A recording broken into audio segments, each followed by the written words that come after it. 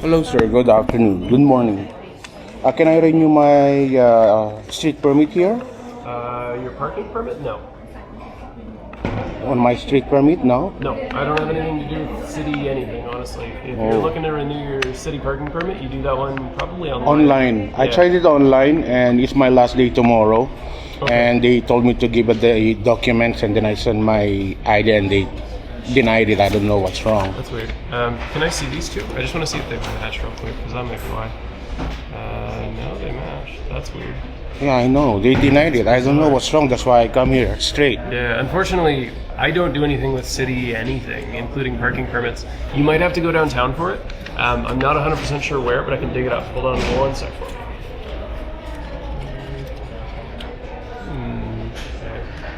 Alright, I've got an address for you. Okay. I can also give you a phone number, but you probably already called it. So, I mean, I'll give it to you anyway, just in case. Thank you. No problem. Have a good day. You too. So hindi pala pwede rito na magpa-renew ng street parking. Sa ano daw yun? Calgary parking. Hindi daw dito sa registry. Hindi ko kasi maalala kung registry o parking office yung napuntahan ko dati nung nandun pa ako sa may Chinook. Kasi nga ang binabayaran ko pagka Hello po ma'am, musta po? Dito. Hello. Sige po. So, yun nga. Sana ba ako nawala na ako bigla? Tawagan ko mo itong binigay na number sa akin. 403 para bago ko pumunta doon.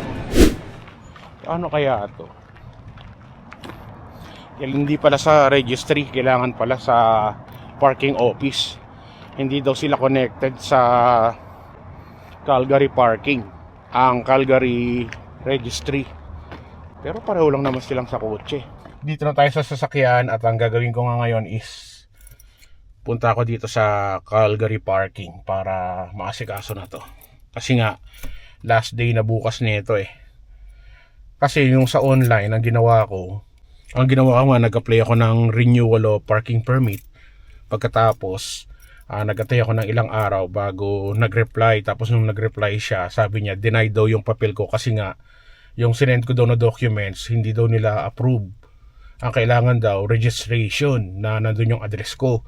Hindi daw yung aking lisensya na nandun din yung address ko. So, sabi ko, paano nangyari? Pareho lang naman na same address lang naman yun. Yung lisensya ko saka yung registration ko same address kung saan ako nag-a-apply para sa street parking permit. But anyway, kaya yun, nire-apply ko pero abuti pa ng mga ilang araw at deadline na yun bukas. So hindi na ako pwedeng park sa harapan ng bahay. Doon ako sa likod ng bahay magpa-park. Libre, pero sa likod kasi ng bahay ang daming dumadaan ng mga homeless.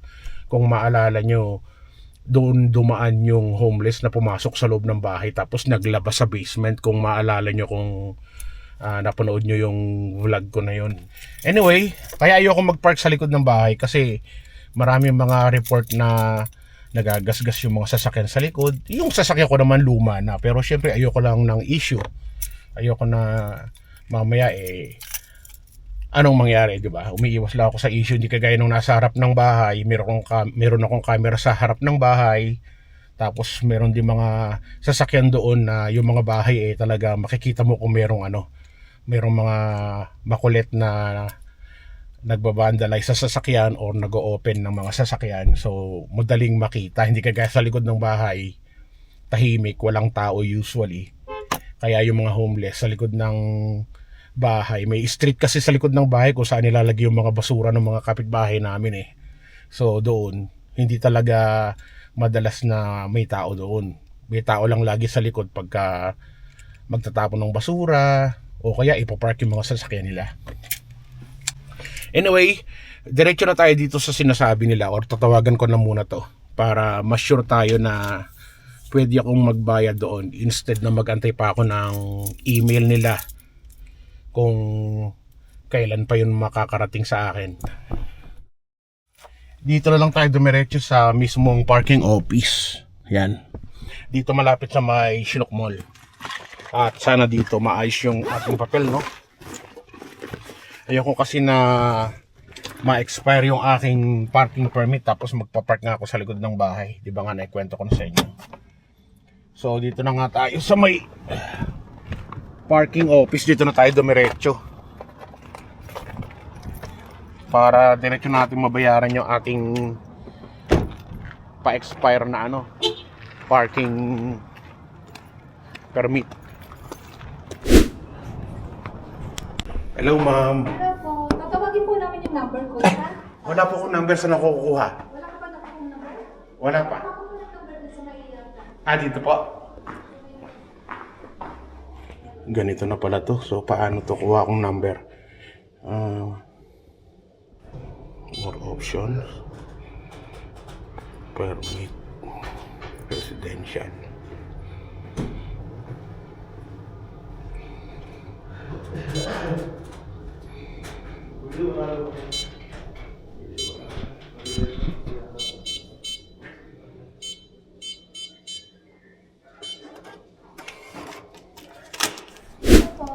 Okay lang po ma'am. Thank you po. Ano po may paglilingkod ko sa inyo? Ma'am, gre-renew po ako ng parking permit. Mag-renew ka na. Yes ma'am, please. Thank you. Kailangan pa ng lisensya? Ticket na po yan. Kailangan pa ng lisensya ma'am? Hindi na. Si Kuya naman, makamang. Madam na lang. Kabayan na lang. Kahit ano po siya.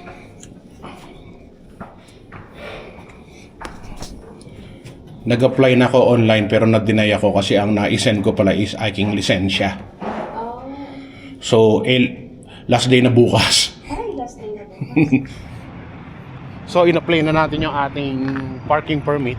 Pero ganun din in-email din nila doon sa opisina, sa main office. At mag-i-email lang din daw yung main office kung kailan babayaran o kung na-aprobahan. Saka daw nila tatanggapin yung payment. Or pwede kong bayaran online. So, ganun din. Ganun din sa in-apply ko. Kasi ni-re-apply ko yung aking parking permit dahil nga mali nga yung pagkaka-send ng documents. Nang nakalagay na documents. Mag-send akong documents. Lisensya na i-send ko. Imbes na registration pala yung yung kailangan nila. So, hanggang ngayon na lang yung parking ko sa street. Bukas hindi na ako pwede mag-park doon. It's either makukuhanan ako ng picture, magmumulta ka, or matotow yung sasakyan mo. So saan ka? Doon ako sa likod ng bahay magpa-park. Yun ang aking last choice. Hanggang sa makarating sa akin yung email nila at saka ako i-apply o magbayad ako online. Saka lang ako pwedeng mag-park ulit doon sa harapan ng bahay. But anyway, we need to follow the rules. Yun yung rules nila. So, it's my fault anyway. Nagpunta rin kasi ako sa Yellowknife. So, tara na. Bibili lang ako ng ilang pirasong pang-ulam namin sa bahay para makapagluto tayo para sa dinner namin mamaya ni Angelo. So, tara. Bili muna ako ng mauulam ko sa bahay. Kaberks, magandang araw sa inyong lahat. At Chris Cusinero po. Tayo ay susundo kay Angelo ngayong araw. Andito tayo sa Cafe Vino. Cafe Vino. O yan para doon sa mga bashers natin dyan, ng mga masyadong perfectionist. Ayan, hello sa inyong lahat. Anyway, ngayon ay 20% para sa mga empleyado kung saan ako nagtatrabaho. Kaya siguro mag-grocery tayo ngayon doon. At na makatipid naman tayo ng 20%. At grocery lang muna kami ng anak ko. Susunduin ko siya ngayon para dumiretso na kami sa store kung saan tayo mag-grocery ngayong araw. Ay, finally lumabas na rin si Tabachingching, mga kaberks.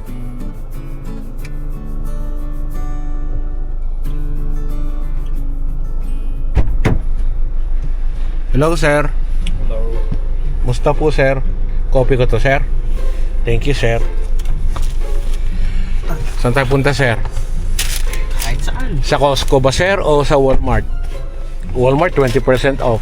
Parehas. Ba? Parehas?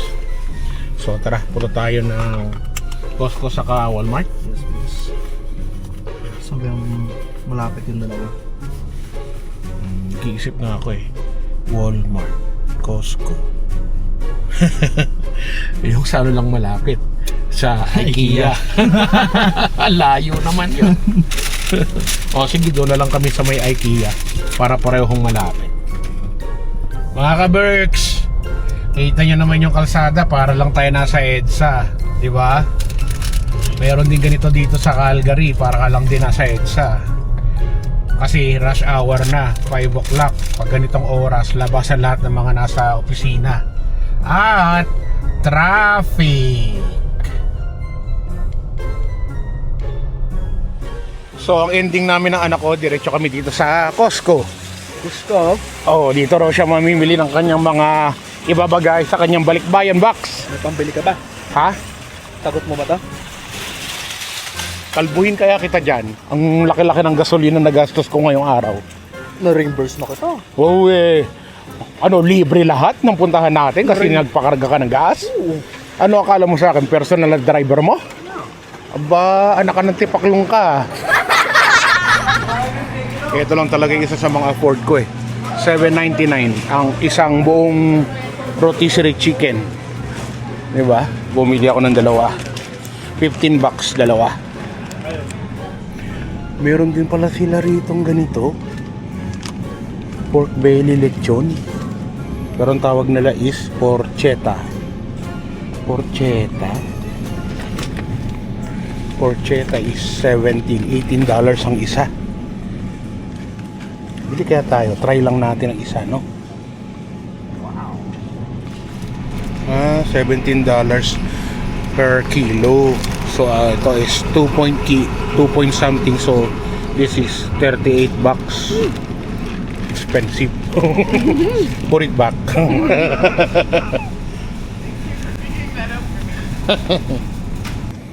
Salami $10. Ito 1 kilo $10. So ito yung mga napamili ni Angelo. Daming bike dito. Magkano ang bike?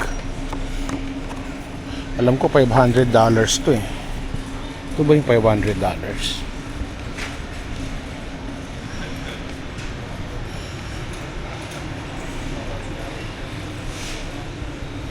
Tapos mayroon din ganitong klase. 600. Ito naman yung sabitan ng bike. 500 pala to. Sabitan ng bike sa likod ng sasakyan. Ito medyo mahal. Ebgo. 1599 1600.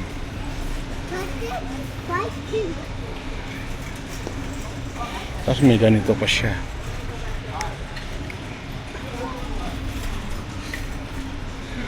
Ayan o, bibili mo ng isang box tapos i-assemble na yata.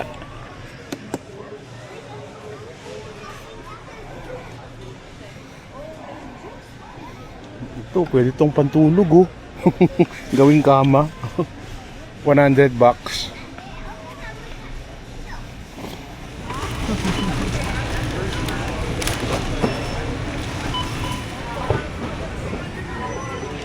So yan lang yung mga binili namin mga ka-Berks. Yung mga item na yan, yan ay $250 lahat. Yan. Ang pinakamura lang talaga yung ano, chicken, 3 chicken. Ano yung pinakamahal dyan? Chocolate. 29. Canvas tote. Ano yung tote? Tobel. At saka Nestle. 28. Ayun yung may lamesa. Ay, di ba tayo magkahit yan? Hindi, dito na lang para makatipid. Kakain daw kami sa iba. Huwag na, dito na lang para makatipid kami. 150 lang dito eh. Ikaw na, ako na. Ikaw na, ako. $1.50 lang naman yung sa akin, isang hotdog. May libre na yung drinks. Hindi naman kailangan na marami kang pera sa pamamasyal.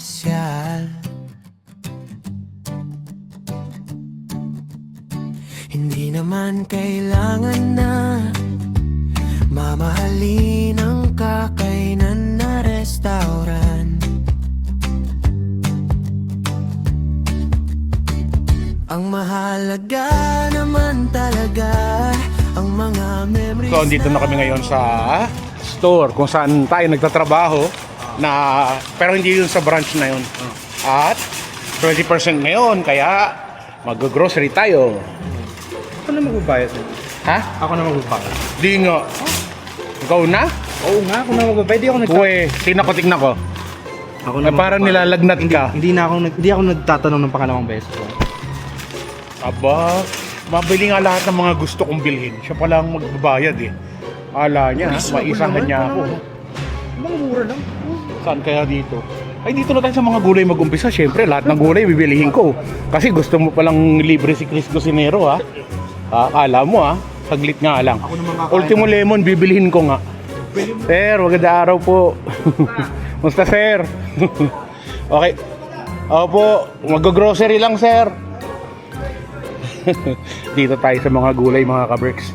Umpisahan natin lahat ng mga gulay na yan. Bibilihin natin yan. Ready ka na ba? Ha? O ba't ako simangot ka na? Wala. Ah, bakit? Kasi puro gulay. Hindi siya kumakain ng gulay. Wait lang. Ah. Ano sabihin nila, nakasibangot ako kasi ako magbabayad. Totoo naman. So ito lahat yung nag-grocery natin, mga stock na pagkain sa bahay. Inabot ng $295. 295 minus 20%, naging 237 na lang, mga ka-Berks. 237, di ba? Masaya ako. Napakamura. Lang yan. More than $50 yung natipid, no? $50, akalain nyo yun, natipid yun. Puno na yung aming lagayan dito sa likod. Siyempre, one time lang tayo nagaganito. Oo, kasi once a month lang yung Sa susunod na uli. Every 3 months lang tayo. Ito calls ko. Hindi, once a month lang yung yung 20% discount. Pero hindi naman kami mostly namimili ng marami pagka 20% discount. Minsan 100 lang yung nagagastos namin. Kahit 20%, natitipid pa rin tayo. Oo, di ba? Anong bilhin? Mahal talaga. Kasya pa ba yan dyan? Ako sa harap na to.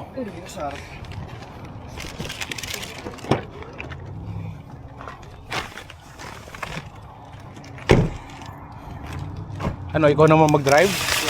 Ayaw mo, ako na. Gugutom na siguro yan. Magluluto ako ng menudo eh. Pinagluluto niya ako ng menudo eh. Sabi niya, pa, ikaw naman ang magluto ng menudo ngayong araw. Kaya yun ang lulutuin ko mamaya. Menudo ala Chris Cusinero. Dalarama.